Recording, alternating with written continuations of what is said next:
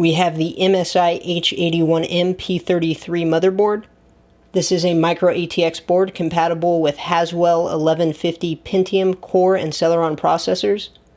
It was purchased at Newegg for $27.99 after rebate after coupon this past Thanksgiving, and is currently listed at $37.99 with free shipping, which makes it the least expensive micro ATX Haswell board that's compatible with the full range of processors.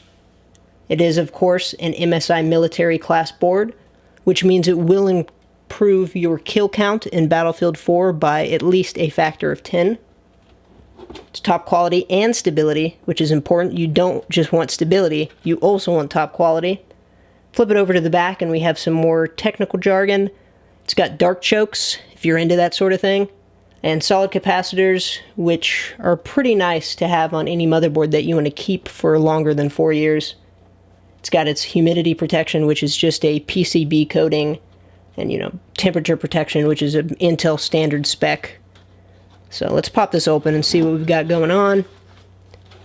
Of course, a DVD with drivers, aptly named DVD. Some sort of manual that details jumper settings and miscellany of that sort. We have a generous bag, including 2 serially ATA connectors. And of course, a back plate that probably may never fit in your case. And, quite simply, the motherboard itself in an anti-static protection bag. Let's remove that so we can unveil the board. And here we have it in all of its MSI brown, blue, and black color scheme glory. The H81M-P33 board.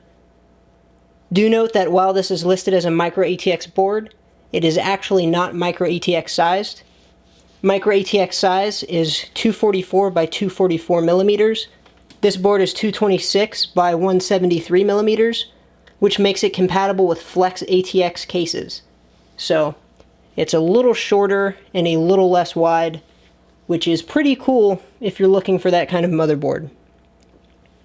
Do note that the PCIe X16 connector is a PCIe 2, not a PCIe 3, which means if you plan to use this motherboard for multi-monitor setups or for any intense resolution, you will have a bit of a bandwidth issue there. But for normal usage, it won't pose a problem. You have the standard monitor connectors for the Haswell integrated GPU, 2 USB 3.0 connectors on the back panel, and then 4 USB 2.0, standard Realtek 5.1 audio affair, a 10100 1000 Realtek Ethernet, and then, just because, 2 PS2 connectors for keyboard and mouse. Also important, the CPU power connector is only a 4-pin connector. You can tell by the small power stage, even though it's got the dark chokes, that you will definitely not be doing any overclocking on this board, even though it does support the 4770K and all of the other 84-watt Haswell CPUs.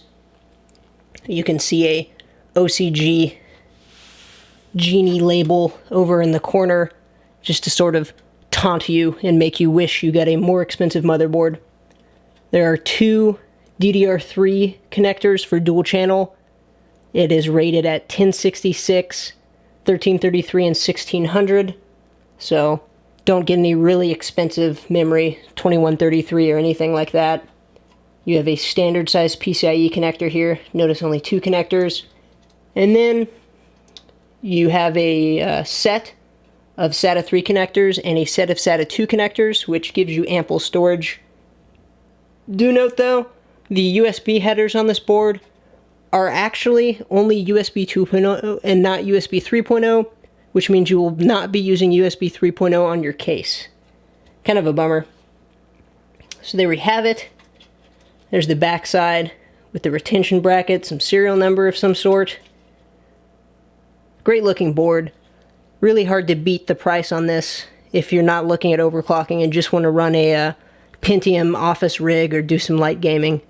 Anyway, thanks for watching. If you have any questions about this motherboard or concerns, let me know.